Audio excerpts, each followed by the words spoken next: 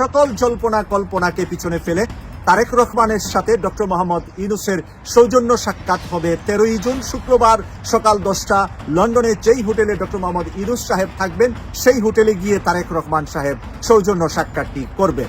একটা কাজ ডক্টর মোহাম্মদ ইউনূস যেটা করেছেন এটার জন্য সারা বাংলাদেশের মানুষ আজকে সুফল ভোগ করছে, বিশেষ করে সবচেয়ে বেশি এটার সুফল ভোগ করেছেন পাশাপাশি জনগণ। ফাঁসির আগে ওসি প্রদীপ ফাঁস করে গেলেন ইতিহাসের সবচেয়ে ভয়ঙ্কর সত্য। তিনি স্বীকার করলেন তিনি 100টি খুন করেছেন, নিজ মুখে স্বীকার করেছেন এবং এটা অনতিবিলম্বে আমি ফাঁস করব। ফাঁসির আগে ওসি প্রদীপ ফাঁস করে গেলেন ইতিহাসের ভয়ঙ্করতম সত্য। সালাউদ্দিন সাহেব ভারতে থাকাকালীন তিনি রয়ের সাথে জড়িত থাকার অভিযোগ পেয়েছি। বিষয়টি গুরুত্ব সহকারে খতিয়ে দেখা হচ্ছে।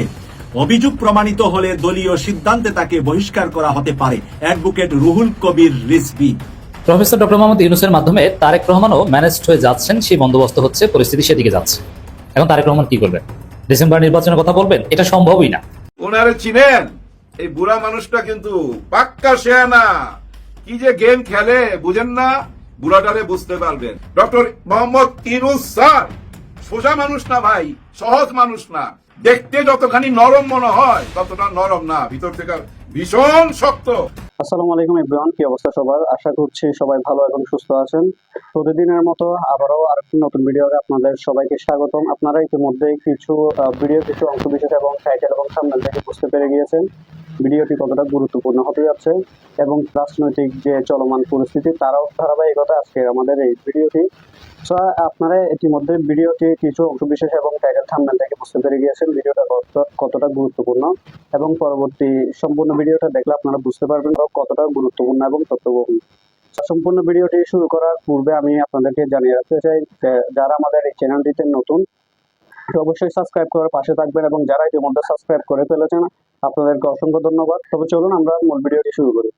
তারেক রহমান এবং প্রফেসর ইউনূস দুজনে যখন একসাথে কথা বলবেন, আমার বিশ্বাস অনেক দূরত্ব, অনেক সংশয়, অনেক টেনশন, অনেক আতঙ্ক কেটে যাবে, অনেক সমস্যা দূর হবে। কারণ এতদিন বিএনপির কিছু নেতা শুনেছেন, তারেক রহমানকে বলেছেন, এখন তারেক রহমান নিজে শুনবেন, নিজে সিদ্ধান্ত নেবেন। এখন মূল টাইম ইউনূস সরকার তারেক সাহেবকে কি বোঝাবেন, তারেক রহমান সাহেব ইউনূস সাহেবকে কি বোঝাবেন, এই দুজনের আলোচনাটা খুবই গুরুত্বপূর্ণ। আমি বিশ্বাস করি এই আলোচনা বা এই বৈঠকটি হলে সমস্যা দূর হয়ে যাবে। নাম্বার 1। নাম্বার 2, ভারত চাইছে খুব দ্রুত নির্বাচন, সেটা ডিসেম্বর না, ভারত বলছে খুব দ্রুত, পারলে কাল কি হোক।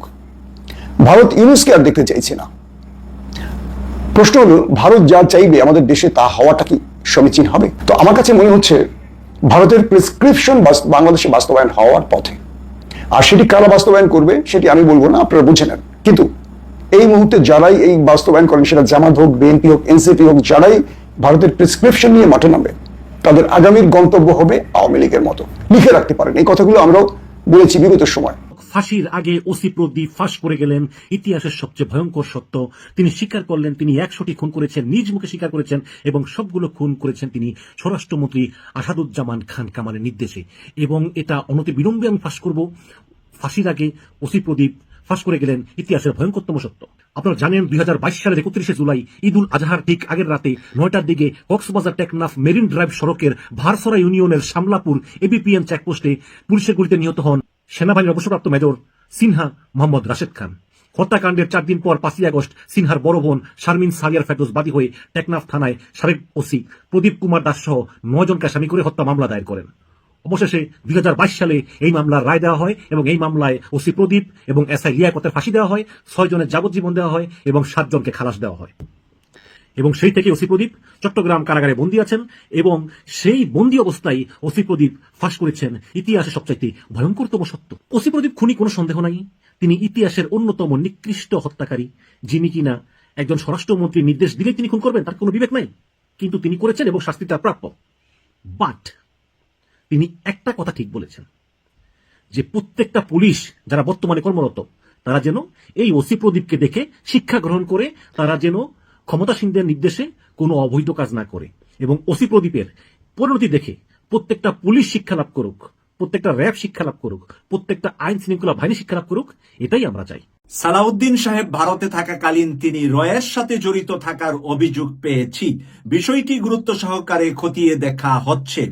অভিযোগ প্রমাণিত হলে দলীয় সিদ্ধান্তে তাকে বহিষ্কার করা হতে পারে। অ্যাডভোকেট রুহুল কবির রিজভী। ধরা পড়ে গেছো তুমি রঙ্গিলা জালে। এবার রঙ্গিলা জালে ধরা পড়ে গিয়েছে এবার সালাউদ্দিন আহমেদ। বিএনপির কেন্দ্রীয় নেতা রিজভী আহমেদ এই বক্তব্যটি পোস্ট করেছেন, আর এই বক্তব্যটির উপরে একটি মন্তব্য আমি পেয়েছি দর্শকের মন্তব্যটাও গুরুত্বপূর্ণ, একটু আপনাদের সামনে তুলে ধরছি। তাহলে কি আজ বিএনপির প্রবীণ নেতা আলতাফ হোসেন চৌধুরী স্যারের কথাটা সত্য হয়ে গেল? প্রবীণদের কথায় কিছুটা হলেও সততা খুঁজে পাওয়া যায়। স্যারের কথাগুলো আজ কানের কাছে স্পষ্ট শুনতে পাচ্ছি। আপনি প্রশংসা পাওয়ার যোগ্য স্যার।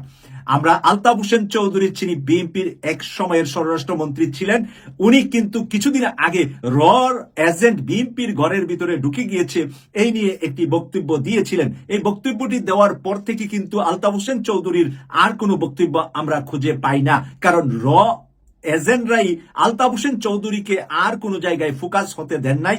আর কোনো সাংবাদিকদের সামনে আসা বা কোনো সভা সমাবেশে বক্তব্য কিন্তু আর আমরা আলতাফ হোসেন চৌধুরীর পাই নাই। তাহলে সালাউদ্দিন আহমেদের এতদিনের যে বড় বড় হ্যাডামওয়ালা কথা বলে যাচ্ছিলেন, ওই হ্যাডামওয়ালার কথার লাগাম টেনে তোলার সময় এখন বিএনপির এসেছে। অ্যাডভোকেট রুহুল কবির রিজভী যেহেতু বলেছেন, সেহেতু আমরা আশ্বস্ত বা বিশ্বস্ত হতে পারি যে দলীয়ভাবে তারা তদন্ত করছে ভারতে আসলে কি তার সাথে রয়ের সুসম্পর্ক ছিল কিনা। কারণ আজকের বিএনপিকে বানানোর জন্য বা রয়ের একটি এজেন্ট দল হিসাবে পরিচিতি করানোর জন্য সালাউদ্দিন আহমেদ একাই 50% দায়ী বলে আমরা মনে করছি। কারণ সালাউদ্দিন আহমেদের জন্মই হয়েছে ওই এসালম গ্রুপের গাড়ি দিয়ে। বাংলাদেশে এসে প্রথম তার নিজ এলাকাতে এসালম গ্রুপের গাড়ি বহর দিয়ে উনি গিয়েছেন, এবং ওনার ছেলে এসালম গ্রুপের বর্তমান ম্যানেজিং ডাইরেক্টর বা এমডি পদে আছেন। সেই বিষয়টা ডাক্তার পিনাকি ভট্টাচার্য স্পষ্ট করেছেন, এবং পিনাকি ভট্টাচার্য যে তার ছেলের ছবি দেখিয়ে স্পষ্ট করেছেন, সেটার প্রতিবাদ সালাউদ্দিন আহমেদ সাহেব এমন ভাবে করেছেন যে আমাদের সন্তানদেরকেও কেউ কেউ ইউটিউবাররা টেনে নিয়ে আসছে। যুদ্ধের ক্ষেত্রেও নারী এবং পরিবারকে বাদ রাখা হয়, এখানে আমাদের সাথে যুদ্ধ করতে গিয়ে আমাদের পরিবারকেও টেনে আনছে। কিন্তু সালাউদ্দিন আহমেদ সাহেব এই কথাটা একবারও বলেন নাই যে আমার ছেলে এস আলমের এমডি না, বা আমার ছেলে এস আলম পরিচালনা করে না, অথবা আমার ছেলে এস আলমের অফিসে বসে না। এই কথাটা একবারও সালাউদ্দিন বলেন নাই।